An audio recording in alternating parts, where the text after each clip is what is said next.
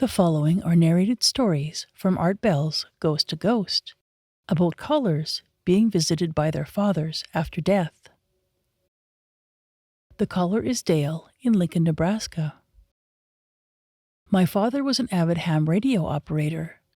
He had built a radio shack in the backyard that he used as a getaway when he wanted to spend some time on the radio. My father died April 22nd of '87 at the age of 53. He had a massive heart attack. A week and a half after his death, I just needed to get away from all of the people coming and going at the house after he died. So I went out to the shack to watch TV and to listen to his radios. About 9:20 in the evening, there was a little local chatter going on, and I was only half listening to that. All of a sudden, I heard someone calling my father's call sign. Not having a ham license, I didn't respond. About 30 minutes later, I heard someone calling for my father.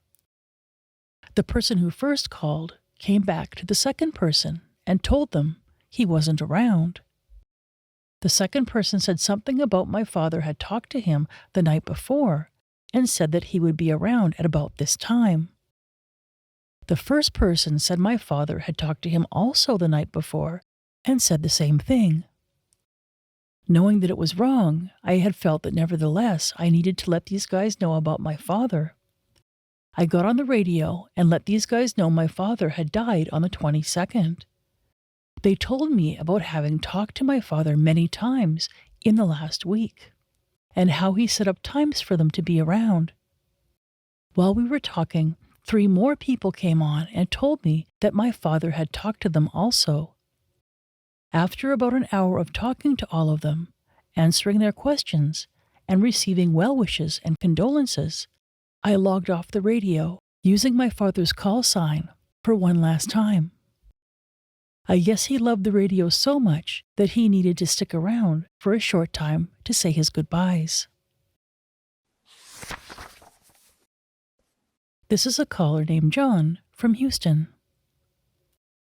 My father was classically educated by the Franciscan monks, and as such, he spoke Latin. Though he wasn't fluent, he understood it and spoke it. Even years later, when I was in law school, he knew more Latin than I did. He had a favorite story that he would tell from his days in the Army, when he was in Alaska. He died April 13th, 1999, from complications from surgery. The night of his visitation, I left the funeral home and drove about 50 miles back to Houston. When I got home, I let the dog out onto the patio by the pool.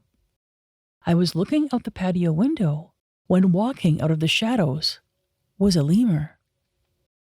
Now, lemurs are indigenous to Madagascar, and I was at least a couple of miles away from the zoo. But this lemur looked at me. It stopped, and it looked at me. And his face, while an animal, looked at me with an acknowledgement as though it were human. It wasn't smiling, but it had a calmness that was oddly reassuring. I just froze. I stood there, and it walked past the window. It continued walking slowly. It never ran, it just walked slowly. The dog, who was still out on the patio, never barked.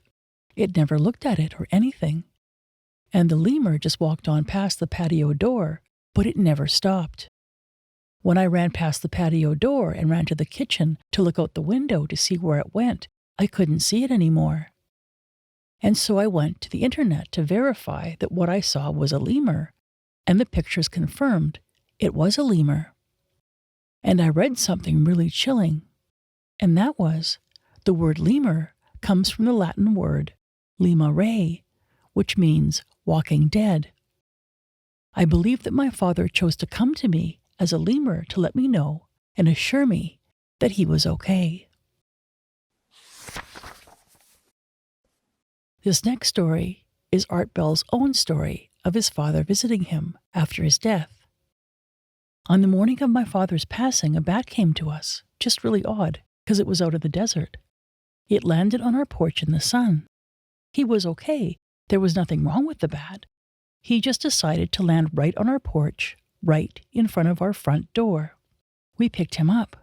That's right, we picked him up and carried him to the shade, where he remained during the rest of the day. And then, that night, once the sky had set and the desert was quiet, he flew away. But he stayed all day long on the day of my father's death.